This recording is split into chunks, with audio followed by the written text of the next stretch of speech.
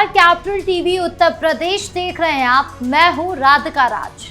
आज इस special story में बात होगी 27 साल पुराने आजमगढ़ दंगे की। ये वो दंगा है जो मुबारकपुर कस्बे में 1999 में हुआ था। जी हाँ, 1999 में। इस दंगे का जिक्र आज इसलिए हो रहा है क्योंकि 27 साल बाद दंगे की धूल से लिपटी फाइल फिर से कोर्ट ने खोली है। और जब आप इस दंगे की जड़ें समझेंगे, जानेंगे, तो आपको समझ आएगा कि कुछ खास समुदाय में हिंसा और कट्टरता कितनी गहरी जड़ें जमा चुकी है।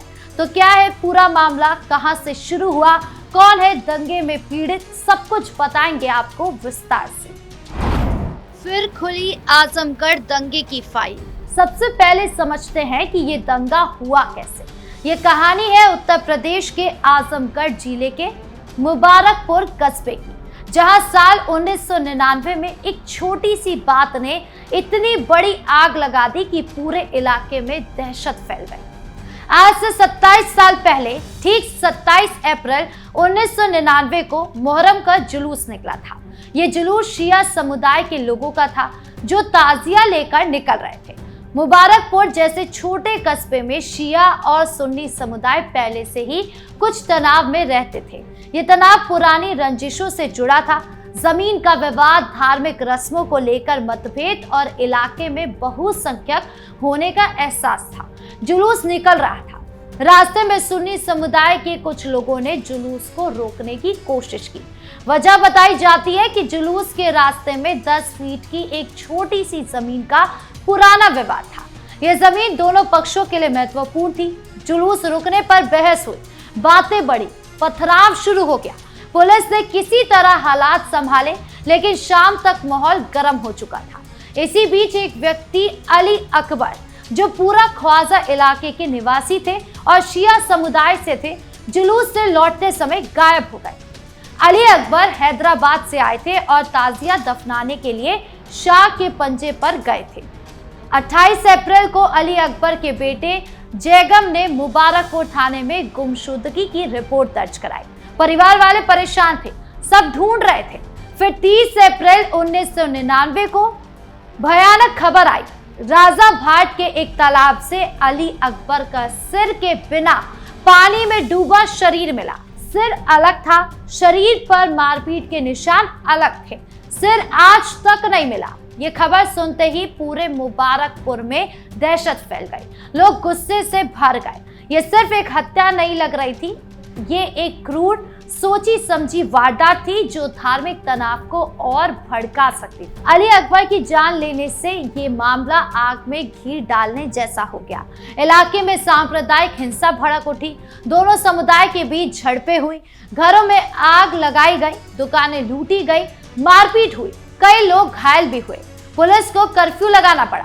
हालात इतने बिगड़ गए कि प्रशासन को सख्त कदम उठाने पड़े।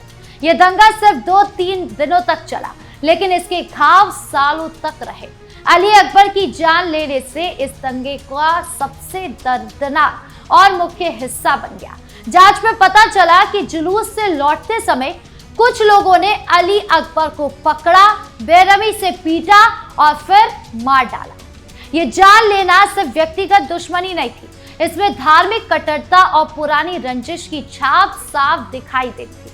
पुलिस ने तुरंत कार्रवाई की। मुकदमा दर्ज हुआ जिसमें जान लेना, दंगा भड़काना, साजिश रचना और अन्य धाराएं शामिल थी। जांच में गवाहों के बयान, सबूत और पोस्टमार्टम रिपोर्ट शामिल थे। लेकिन मुकदमा इतना लंबा चला कि 27 साल लग गए, क्योंकि गवाह डरते थे, कुछ ने तो बयान ही बदल दिए। कोर्ट का क्या फैसला है? लेकिन 2026 में एक बार फिर वो धूल से लिपटी दंगे की फाइल खुली। 17 फरवरी को जिला और सत्र न्यायाधीश जयप्रकाश पांडे ने आजमगढ़ के मुबारकपुर दंगे से जुड़े उस लंबे लंबित मामले में फैसला सुनाया। कोर्ट ने 12 आरोपियों को अली अकबर की क्रूर तरीके से जान लेने का दोषी करार दिया और सभी को उम्र कैद की सजा सुना दी। इन 12 में 3 सगे भाई भी शामिल थे। हर दोषी पर 66,500 रुपए का जुर्माना भी लगाया गया। जुर्माना न चुकाने पर अतिरिक्त जेल की सजा होगी। फैसला सुनाने के दिन कोर्ट परिसर में भारी पुलिस बल तैनात था। कारण साफ था, डर था कि फैसला सुनते ही कोई हिंसा भड़क सकती है। यही वो मानसिकता है जो मुस्लिम कट्टरपंथियों को गहरी जड़ें जमाए बैठी रहती है।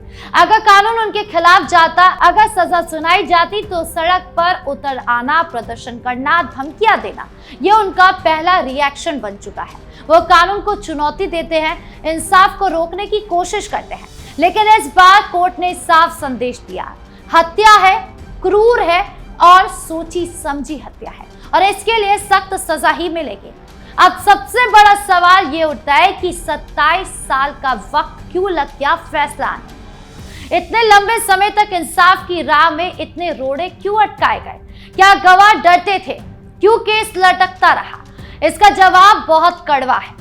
कई बार मुस्लिम संगठन और वोट बैंक की राजनीति करने वाले नेता ऐसे मामले में दबाव बनाते हैं, सांप्रदायिक सौहार्द के नाम पर अपराधियों को बचाने की कोशिश करते हैं, संगठन फंड जुटाते हैं, बड़े बड़े वकील लगाते हैं, राजनीतिक दलों पर दबाव डालते हैं और मामला कमजोर किया जाता है। अगर सजा हुई तो इलाका भड़क जाएगा, यही बहाना चलता है। नतीजा ये होता है कि पीड़ित परिवार अकेला पड़ जाता है।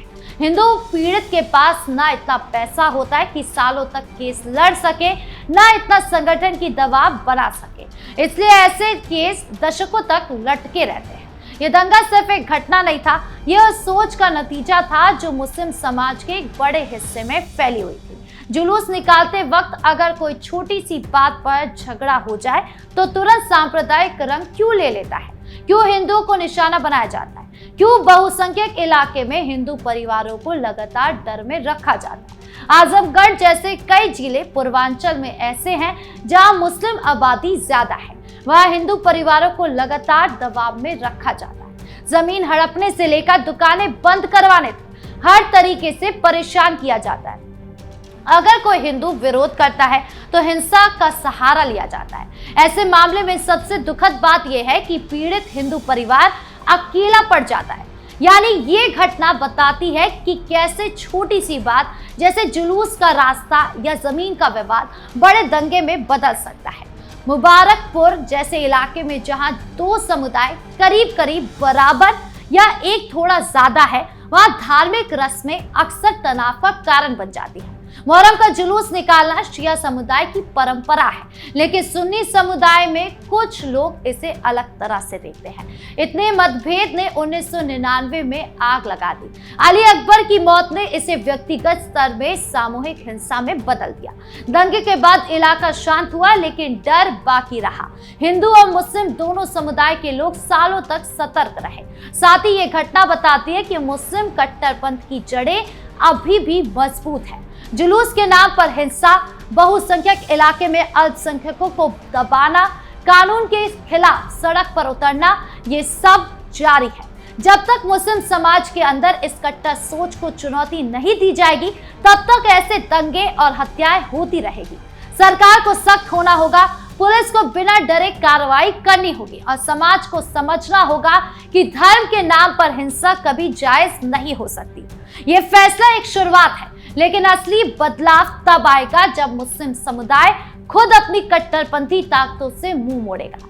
तब तक हिंदू परिवारों को सतर्क रहना होगा, संगठित होना होगा और कानून पर भरोसा रखते हुए अपनी आवाज बुलंद करनी होगी, क्योंकि इंसाफ मिलने से डर कम होता है और डर कम होने से शांति बढ़ती है।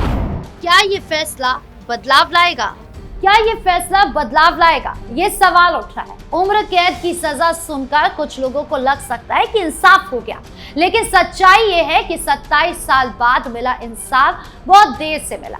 अली अकबर के परिवार ने 27 साल तक इंतजार किया, कई बार कोर्ट गए, कई बार धमकियां झेली। क्या ये सजा उन 27 सालों का बदला ले पाएगी? नहीं। और सबसे बड़ा सवाल, क्या मुस्लिम समाज अब भी ऐसी कट्टर सोच को बढ़ावा देगा? क्या जुलूस के नाम पर हिंसा करना बंद हो जाएगा? क्या बहुसंख्यक इलाकों में हिंदुओं का डरना धमकाना रुक जाएगा? इतना तो तय है कि जब तक मुस्लिम समाज के अंदर कट्टरपंथी ताकतों को चुनौती नहीं दी जाएगी, तब तक ऐसे दंगे और हत्याएं होती रहेगी। सरकार को सख्त होना होगा और पुलिस को बिना डरे कार्रवाई करनी ही होगी और समाज को समझना होगा कि धर्म के नाम पर हिंसा कभी जायज नहीं हो सकती। आपकी इस पूरे मामले को लेकर क्या राय है, कमेंट बॉक्स में जरूर बताएं। धन्यवाद।